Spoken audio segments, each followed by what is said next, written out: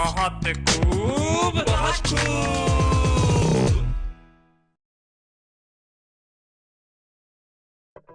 बीवी की पड़े मार, पड़ोसन से हो प्यार, ट्रैफिक में फंसी कार, पॉलिटिक्स की हाहाकार, महंगाई से जाए हार और बॉस भी दे फटकार। इन सबको भी दे डाला हंसी का ही रूप, जिसने भी सुना बोल पड़ा वही बहुत खूब, बहुत खूब।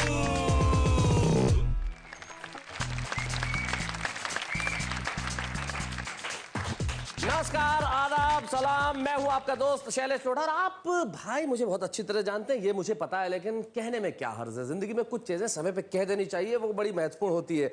जैसे एक साहब एक फीमेल डॉक्टर के वहां चले गए साहब, और जब वो महिला डॉक्टर वहां बैठी थी, साहब सामने बैठे रहे और 3 घंटे तक हिले ही नहीं, उसे घूरे जा रहे। डॉक्टर बड़ी परेशान कि भैया क्या हो गया, जाए नहीं। आखिर उस महिला डॉक्टर को पुलिस को बुलाना पड़ा, और पुलिस को कहा भाई साहब ये जा ही नहीं रहे। डॉक्टर क्या कर रहा है, पुलिस ने डांटा तो क्या इस तरह से क्या हो रहा है यहाँ पे। मरीज बोला साहब इसमें मेरी क्या गलती है, आप इन डॉक्टर साहिबा का बोर्ड देखिए, इस पे साफ लिखा हुआ है डॉक्टर निशा, देखने का समय 9 से 12। लेकिन अगली बात जो है वो बड़ी महत्वपूर्ण है कि हमारे प्रधानमंत्री अपने दांतों के डॉक्टर के यहाँ पहुंच गए। बात बड़ी बारीक है, लेकिन मैं जानता हूं आप बड़ा मजा लेंगे। और जब प्रधानमंत्री जी दांतों के डॉक्टर के यहाँ पहुंच गए तो उनके डेंटिस्ट ने उनसे कहा, सर कम से कम यहां तो मुंह खोलिए। काश हमारे देश के प्रधानमंत्री मुंह खोलते तो देश को वो दिन देखने नहीं पड़ते जो आज देखने पड़ रहे हैं। लेकिन आपके लिए तो दिन शाम बड़ी खूबसूरत है, क्योंकि हम आपके साथ हैं, और जब हम आपके साथ हैं तो आपके लिए है एक ऐसी महफिल जिस महफिल में सिर्फ खुशियां हैं, हंसी है, मुस्कुराहट है, ठाक है, और आपका दोस्त शैलेश लोढ़ा है। तो आइए मिलते हैं उनसे जो आज की इस महफिल को रोशन करेंगे। कौन है वो इस महफिल को रोशन करने वाले, हमारे इस महफिल की शमा को थामने वाले हमारे साथी। सबसे पहले मैं बुलाता हूं आगरा से शशांक प्रभाकर।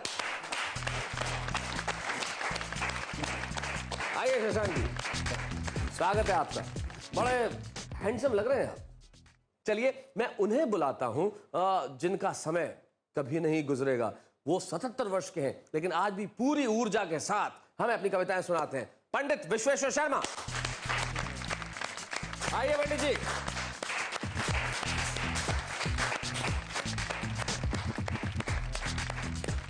स्वागत है आपका। आइए अब हम स्वागत करते हैं हमारे तीसरे साथी का। उनसे पूछते हैं कि उनकी शराफत के राज क्या है। वो हैं शरीफ भारती।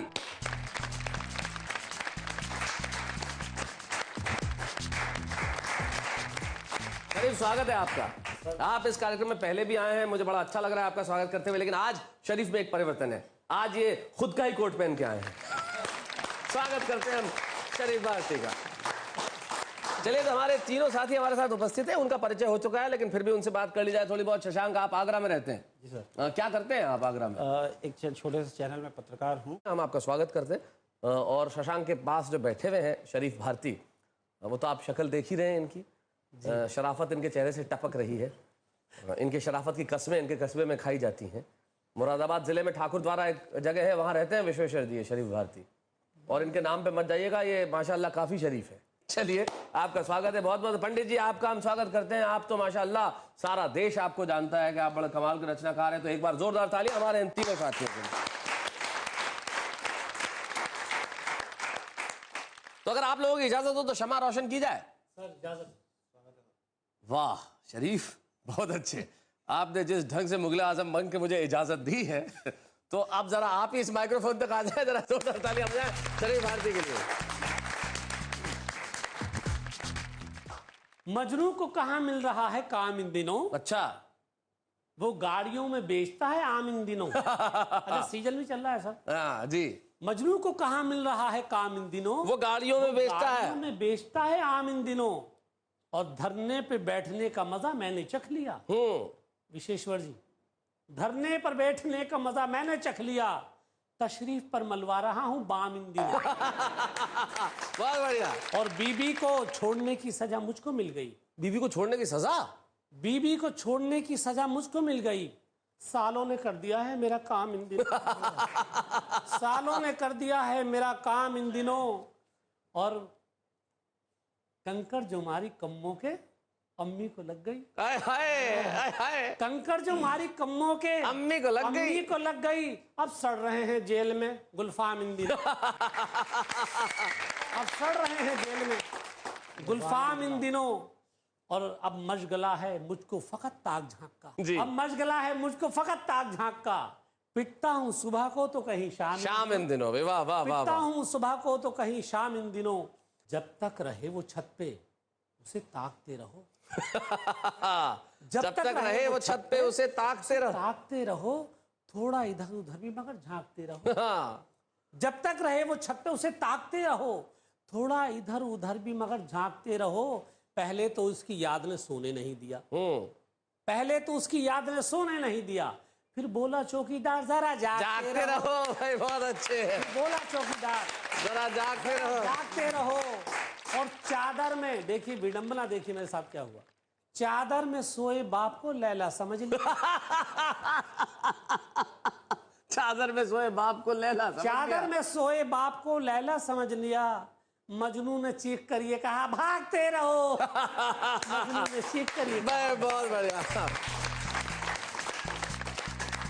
बहुत अच्छे। मजनू ने चीख कर कहा भाग करो। और बीवी को छोड़ने की सजा, मैंने पहला आदमी देखा तो बीवी को छोड़ने की सजा पा रहा है, वरना लोग तो इस खुशी में पागल हो जाते हैं। सर वो साले अगर दबंग हो ना हाँ तो ऐसा ही होता है। देखिए भगवान करे जैसे साले इनको मिले वैसे साले न मिले, वरना बीवियां क्या होती है। एक बीवी किडनैप हो गई साहब सर, और एक पति के पास फोन आया किडनैपर का, तुम्हारी बीवी को छोड़ने के मैं 15 लाख रुपए लूंगा वरना ऐसे मार डालूंगा। तो पति ने वापस कहा देख 15 लाख तो मेरे पास नहीं है, तू अपने वादे से मुकरना मत। तो जिंदगी में वादे से नहीं मुकरना चाहिए। एक वादा मैं अभी आपको करके जा रहा हूं कि आऊंगा वापस और फिर कुछ ऐसा सुनाऊंगा कि आप कहेंगे भाई मजा आ गया, बहुत खूब।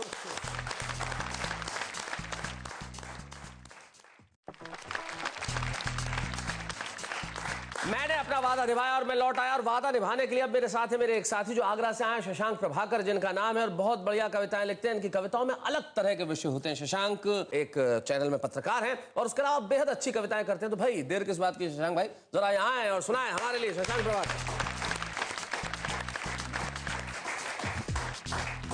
एक मुक्तक नजर करता हूं जी कि मौत तो मैंने इस मुट्ठी में दबा रखी है। मौत तो मैंने इस मुट्ठी में दबा रखी। मौत तो मैंने इस मुट्ठी में दबा रखी है और ये जिंदगी गीतों में सजा रखी है।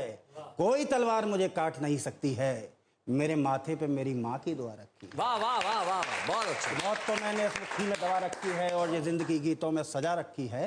एक फीलिंग ऑफ आइडेंटिफिकेशन, पहचान की तलाश में इस देश का युवा घूमता है। 4 पंक्तियां उनकी नजर करता हूं जी। कि पानी पे भी तस्वीर बनाता हूं मैं, पानी पे भी तस्वीर बनाता हूं कि पानी पे भी तस्वीर बनाता हूं मैं, शब्दों को भी शमशीर बनाता हूं मैं। क्या बात है। तकदीर पे करते हैं भरोसा कायर, तकदीर की तकदीर बनाता हूं। भाई वाह वाह वाह वाह, बहुत बढ़िया, बहुत अच्छा। एक रचना आप लोगों के बीच में सौंपना चाहता हूं। रचना का प्रसंग छोटा सा है जी, जी। वो इसलिए कि एक अनुभूति है। बहुत सारे चैनल आप लोग देखते हैं, क्योंकि मैं भी चैनल का एक पत्रकार हूं, ऐसे मौक़ों से वाबस्ता हूं।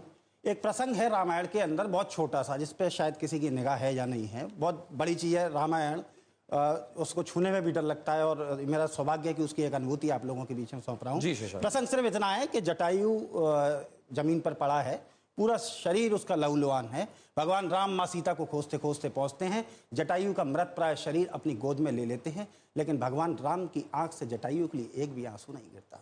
आंखों का पानी ये कोई कथा नहीं है, ना है कोई कहानी, इसको वो ही सुन सकता है जिसने दी हो कुर्बानी या जिसकी आंखों में हो पानी। आंखों का पानी गंगा जल होता है बहुत सुना है, आंखों का पानी निर्मल होता है बहुत सुना है। आंसुओं की अगम धार बहती है आर पार, जब कोई रोता है और ये तब होता है जब कोई किसी का शब्द होता है। वाह वाह वाह। आंसू नमकीन है, हमको ये यकीन है, ये जब गिरता है तब कुछ करता है। तुलसी की आंख का आंसू रामायण का ज्ञान है, कृष्ण की आंख का आंसू भागवत का आख्यान है, कालिदास की आंख के आंसू में एक दूत की पहचान है। और मेरे दोस्त, जिसकी आंख में आंसू है वो ही इंसान है। भाई वाह वाह वाह। और मेरे दोस्त, जिसकी आंख में आंसू है वो ही इंसान है। और ये आंसू अगर पछतावे के हैं तो वो इंसान बहुत महान है। मगर ये कैसी बेबसी है या बीमारी है या ये कैसी लाचारी है? हे रघुनंदन, तुम तो भगवान हो मगर लगते बहुत कमजोर इंसान हो। क्या बेकार गई जटायु की कुर्बानी, या मर ही गया था तुम्हारी आंखों का पानी? 2 बूंद गिरा देते आंखों से पानी, जटायु के लिए गंगा जल बन जाता, मरने वाले के लिए अमृत बन जाता, इतिहासों के दस्तावेजों में लिख जाता जटायु का मरगान। मगर लगता है बेकार गया उसका बलिदान, क्योंकि तुम तो हो भगवान जो कभी भी नहीं रोता है, जो कभी भी किसी का शव नहीं रोता है। क्या बात है। मगर बच्चे का शव मां की तरह गोद में रख, अगर तुम्हारे अंदर क्रोध और ममत्व का सागर नहीं उमड़ रहा, एक अजीब सा खालीपन तुम में नहीं घुमड़ रहा, तो 2 बूंद गिरा दो आंखों से पानी और दे दो जटायु के घावों को बलिदान की पहचान, वरना कौन करेगा इस पक्षी की पहचान। मगर भगवान रोए नहीं, आज तक आंसुओं के इतने शब्द होए नहीं, वो जटायु के घावों का नमक आंखों की पीड़ा से हर रहे हैं। दोस्तों, मैं बता देता हूं कि जटायु का पूरा शरीर लहूलुहान था। आंसू में नमक होता है, आंसू नमकीन होता है। अगर भगवान राम की आंख के आंसू जटायु के घावों पर पड़ते तो जटायु की पीड़ा और बढ़ जाती। क्या बात है। इसलिए भगवान राम की आंख का एक भी आंसू जटायु के लिए नहीं गिरा। मगर कर्जा तो कर्जा है, ये कविता की एंडिंग जो लाके दी है उसके आप सब लोगों के बीच सौंपता हूं। मगर कर्जा तो कर्जा है, वो नहीं करता पहचान, इंसान हो या ये भगवान, या तो दे दो अभी अभी ये धन, वरना चुकाना पड़ेगा अगले जन्म। हे रघुनंदन, तुम भी इस परिधि से बाहर नहीं हो, कर्ज कुर्बानी आंसू की चुकत की अवधि से बाहर नहीं हो। तुमने भी दिया ये धन, जब द्वापर में तुमने लिया कृष्ण का अवतार, जटायु ने किया सुदामा को साकार। जब सुदामा तुम्हारे द्वारे पर आया, तब तुमने उसके पैरों को पानी से नहीं आंसुओं से धो किया जलपान। तब जाकर दी तुमने जटायु के घावों को पहचान, तब जाकर दी तुमने जटायु के घावों को पहचान। बहुत बढ़िया है शशांक, आपने एक नितांत अनूठे और अलग विषय पे कविता लिखी है जिसपे लोगों की निगाह नहीं पड़ी। जब आप भगवान श्री राम की बात कर रहे थे, मुझे अचानक एक प्रसंग याद हुआ है। एक कथा जो मैंने पढ़ी थी, गुजरात के कथाकार विनोद भट्ट, उनकी कहानी मुझे याद आ गई कि जब भगवान श्री राम ने हमला किया, लंका जाने लगे, तो अब वहां पहुंचे कैसे, बीच में समंदर। लेकिन राम की सेना में 2 वानर होते थे, नल और नील, और उन्हें वरदान के वो पत्थर उठाए, उस पर लिखे श्री राम पानी में छोड़ दे, पत्थर तैर उठे, और इस तरह से पुल का निर्माण होने लगा। अब जब ये खबर पहुंची और जनता तक, वो जनता जो लंका में रहती थी, अब वे बेहद परेशान, भय कि जिस राजा ने हम पे हमला किया वो तो मायावी है, जिसके नाम के पत्थर तैरते हैं, वो हमारा क्या करेगा। खबर पहुंची दरबार तक, दरबारी ले गए रावण के पास कि भाई जनता में हाहाकार मचा हुआ है। रावण ने कहा कोई बात नहीं, जनता को कहो कि वो समुद्र के किनारे पे आए, मैं भी करके दिखाऊंगा। रावण ने उठाया पत्थर, उस पर लिखा रावण, उसे छोड़ा पानी में, वो पत्थर भी तैर उठा। जनता बेहद खुश कि हमारे राजा को भी ये कला आती है, अब हमारा कुछ नहीं हो सकता। रावण रात को घर लौटते हैं, मंदोदरी के शयन कक्ष में एक सवाल करती है कि हे मेरे प्राणनाथ, हे मेरे ईश्वर, बहुत अच्छी तरह जानता हूं, खूब अच्छी तरह मालूम है मुझे कि तुम्हारे नाम के पत्थर तैर नहीं सकते, आखिर मुझे बताओ किया तो किया कैसे। रावण की आंख में आंसू आ गए। उसने कहा कि मंदोदरी, मैंने कुछ नहीं किया, मैंने उसे पत्थर को उठाया, उस पर रावण लिखा और उसे कहा तुझे श्री राम की सौगंध अगर डूब गया तो। और जीवन में उस अनुपम, उस विराट व्यक्तित्व पे आपने अपनी कविता सुनाई, और वो भी आंसुओं को प्रतीक बना के। तब मुझे किसी का एक बहुत बढ़िया 2 पंक्तियां याद आ गई, शायद मैंने कही हो लेकिन बहुत मुफीद है इस जगह के। छोटा है तो क्या हुआ, है ये आंसू एक, सागर जैसा स्वाद है चक्कर के तो देख। हम मिलते हैं फिर आपसे विश्वेश्वर जी के साथ। बहुत खूब।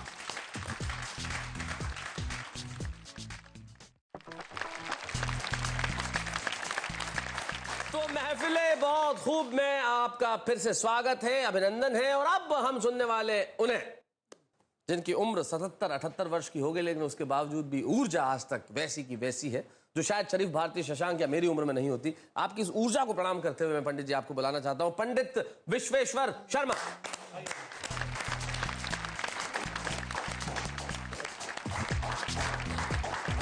आइए शरीफ।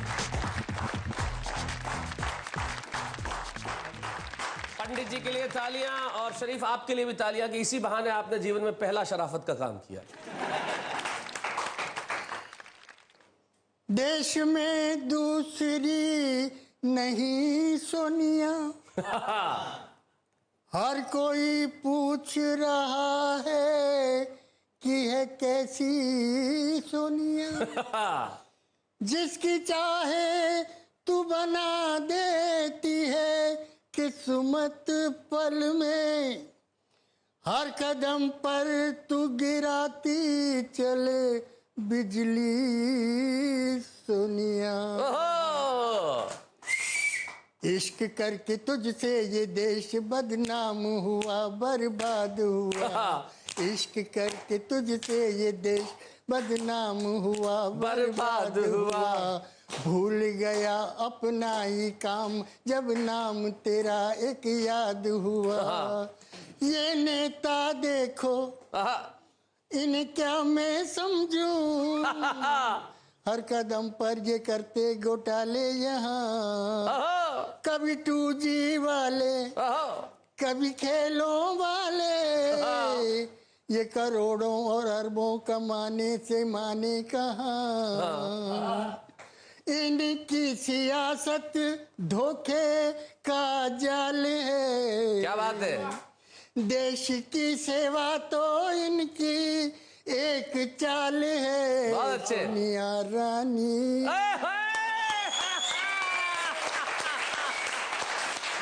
सन्नो रानी, कहो तो सच्ची बात कह दूं। सन्नो रानी, कहो तो सच्ची बात कह दे। कितनी बिगड़ी सियासत तेरे साथ कह दूं। क्या बात है। रानी, कहो तो सच्ची बात कह दूं। चोरी के इस जाल में मनमोहन बेहाल है। क्या बात है। ओ तेरे राहुल के किए से भी क्या होगा, ये तो बड़ा जंजाल है। मोटी इसकी खाल है। तू सजा भी जो देगी तो मजा होगा। इनको जो बदले दूजे क्या होंगे।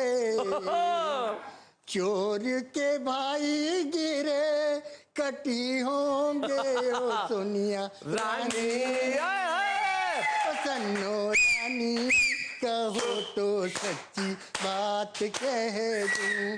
कितनी बिगड़ी सियासत तेरे साथ कह दूं। सन्नो रानी, कहो तो सच्ची बात कह दूं। धक धक धक दिल धड़कत है। सोनिया धक धक धक दिल धड़कत है। गुस्सा भी तो फड़कत है। ओ तेरी मंडली में आए इतने चोर कैसे, जनता का दिल तड़पत है। क्या बात है। अंग अंग जो फड़कत है। ओ तूने देश को बना डाला है ऐसा कैसे, इनको मिटाना बड़ा मुश्किल है। क्या बात। इनसे निपटना बड़ा मुश्किल है। ओ सन्नो रानी, ओ सन्नो रानी, कहो तो सच्ची बात। क्या बात है। कैसे मैं तुझसे नैन मिलाऊं लालू,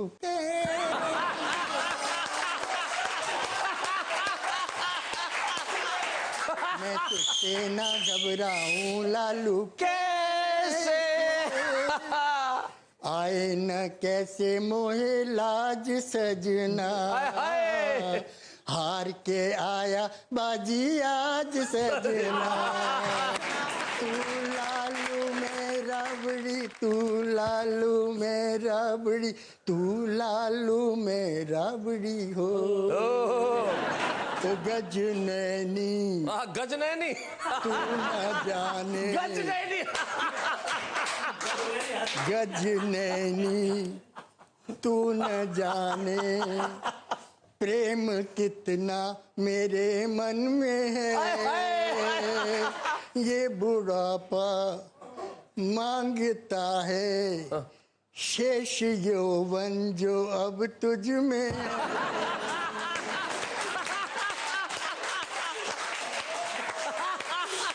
ये बुढ़ापा वफा मांगता है। शेष यौवन जो तुझमें शेष यौवन जो अब तुझ में है, तेरा ढलता हुआ रूप, तेरी चलती हुई धूप, जो टमाटर का हो सूप गोरिए, तेरे खिचड़ी जैसे बाल, तेरे रोज लटकते गाल, तेरे लहरों जैसी खाल गोरिए, रोज लटकते। छूने दे आज ढलते अंग सजनी, उड़ने लगा है तेरा रंग सजनी, मैं लालू तू राबड़ी, मैं लालू तू राबड़ी, मैं लालू तू राबड़ी हो।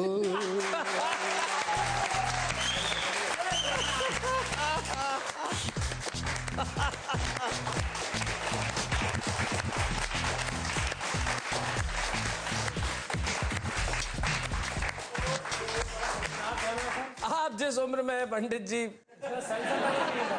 उस उम्र में आपकी इच्छाओं को मैं प्रणाम करता हूँ जो इस गीत के माध्यम से व्यक्त हुई है। सेंसर वाला गाना है सर। सूर्य कुमार पांडे जी ने एक जगह बहुत सही कहा है कि प्रेशर कुकर कितना ही पुराना हो जाए सीटी मारना नहीं छोड़ता। तो आपने नहीं पंडित जी, मैं मजाक की बात अलग है, मैं इस उम्र का नहीं हूं कि मैं आपको, मैं सिर्फ शुभकामनाएं भी देने की स्थिति में नहीं हूं। आप इतने बड़े हैं मुझसे, लेकिन हम सब सारे देश की ओर से यही कह सकते हैं, आप दीर्घायु हों, आप चिरायु हों, आप शतायु हों, क्योंकि आप इस उम्र में लोगों को मुस्कुराहट बांटने का काम कर रहे हैं। जिस उम्र में लोग जीवन से निराश हो जाते हैं, वानप्रस्थ की ओर चले जाते हैं, लेकिन आपने इस उम्र में पूरे देश को जो हंसी बांटने का और सिलसिला, आप अभी देखिए ना, इतनी ऊर्जा के साथ यहाँ पढ़ते हैं। मैं आपकी ऊर्जा को प्रणाम करता हूँ और शायद नई पीढ़ी को मैं यही एक शुभकामना दे सकता हूँ कि आपकी उम्र में आए तो ऐसी ऊर्जा बनी रहे। हम सब आपको बहुत बहुत प्रणाम करते हैं